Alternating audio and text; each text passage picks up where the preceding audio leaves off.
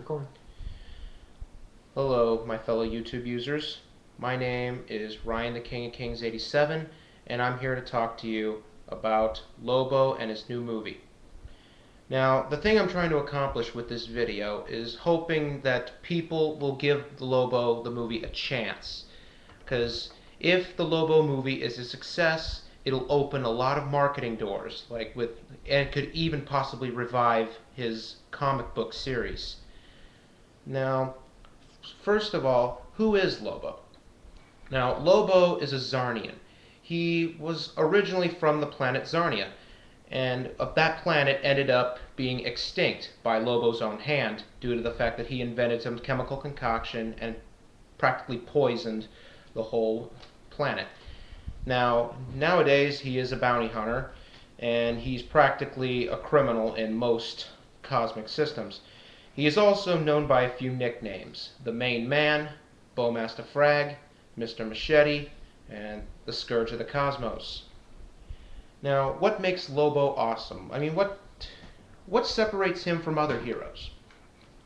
There's actually two versions of Lobo. One version of Lobo is a version that's most likely to take on Batman. He's only strong for his size, and he can be harmed like any other person. But then there is his other side, the one that is capable of taking on Superman and possibly winning.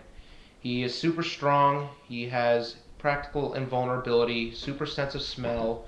He's also immortal. He cannot die because heaven nor hell will let him in.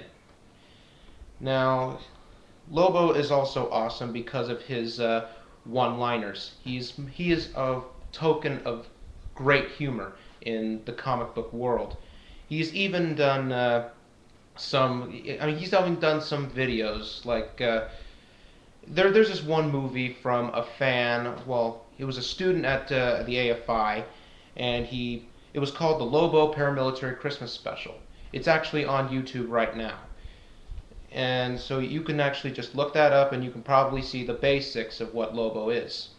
He's also been in a couple of cartoon series like the Superman, where in the episode titled "The Main Man." So just type that up on YouTube, and you'll probably see you'll probably see his humorous side. I mean, it's not as violent, but it still catches his sense of humor very perfectly.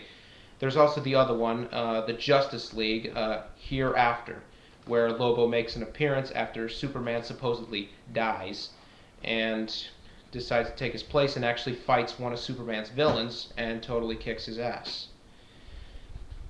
Now, if you want to learn more about Lobo on your own, you can go to Wikipedia and type in Lobo and put in colons DC Comics, or you can go to www.dc.wikia.com and then type in Lobo there, and you can read a much more detailed report about him.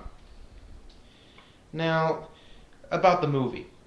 Lobo is supposed to be rated PG-13. That's what they're trying to go for. Now, I admit I'm a little mad about that because, Lobo's comics were always so gratuitously violent and full of sexual content.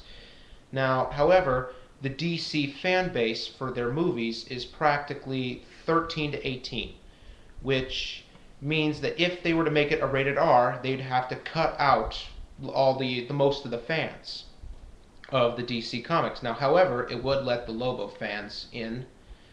It would really be an interest to the Lobo fans, but then the problem is, if nobody knows Lobo anymore. I mean, a lot of people know him from his comics. Some people have seen him on the series, and but if you pretty much ask like a 13-year-old who Lobo is, he won't know.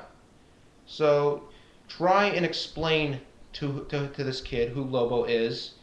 I mean, in fact, tell all your friends who Lobo is, and tell them that a movie's coming out, and I think it can be a great movie if we give it a chance.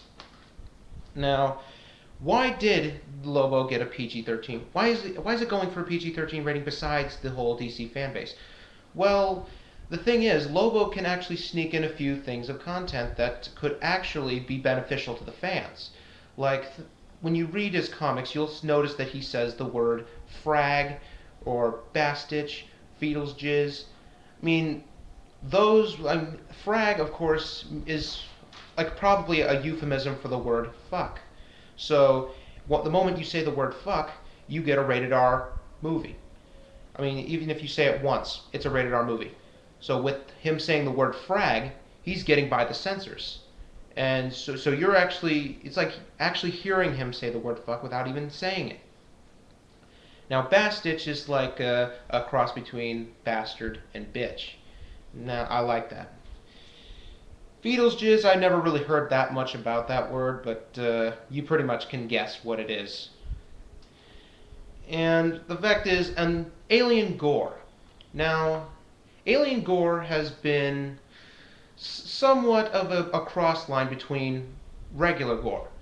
Now, when you usually see a lot of regular gore, you get a rated R movie. But with alien gore, that can actually sneak into a PG-13 movie. So with Lobo's villains being aliens, seeing a lot of alien gore might actually still allow it to keep the PG-13 rating without breaking any rules. Now, who directed this movie? Now, who's directing it? Now, the director is some guy named Guy Ritchie. He's actually directing the Sherlock Holmes movie that's coming out soon. And one of his masterpiece movies was, let's see, it was Lock, Stock, and Two Smoking Barrels, made in 1998. It was actually a dark movie on basically about, it was like about criminals mostly. He usually does a lot of criminal movies, and he's really experienced in the dark movie category, which is what DC's starting to go for now. But the thing is, he has no experience in sci-fi, which that could end up hurting the movie. But with his knowledge of the dark movie, it's going to give that Dark Knight feel to it. Now, Dark Knight and The Watchmen were two of DC's more popular movies, and they have actually gotten good ratings because of this new dark territory that DC is going through. And Lobo is probably the darkest character of any comic book. When you think about Lobo, like, who would you compare him to? In Marvel, there's a hero that's so similar to Lobo.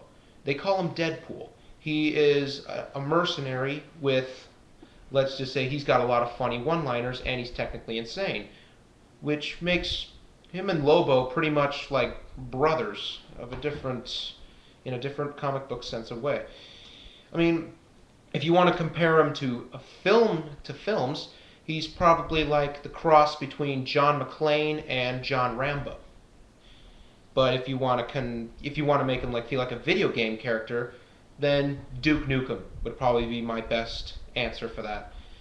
Now, the director, of course, if he's going to do good on Sherlock Holmes, then I feel confident that he would do good on Lobo.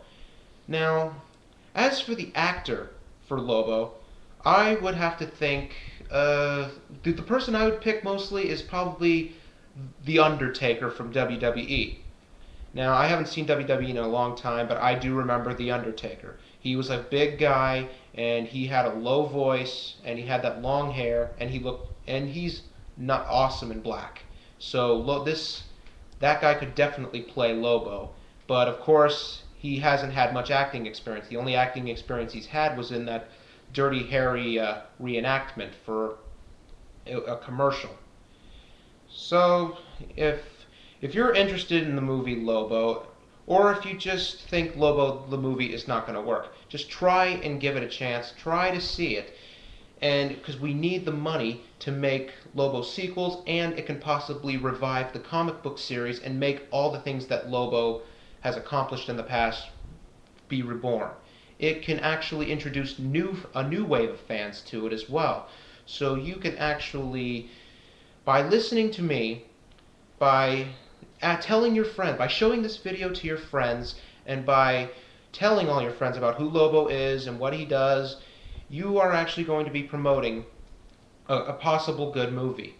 Now, I would like to put Lobo in the place of the Justice League. Make him a part of it. Now, I really hope that this movie does well because I really do want to see Lobo alive again. I want to see like Lobo T-shirts. I want to see like Lobo posters. I want to see the Lobo comics again.